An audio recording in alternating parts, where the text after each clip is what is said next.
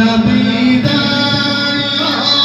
چشمم ز غمت تر بود در جام کفم پیدا نقشی رنگین اطهر بود از داغ لبش سوزد جگر گفتم باباش آب ببرم گفتم باباش آب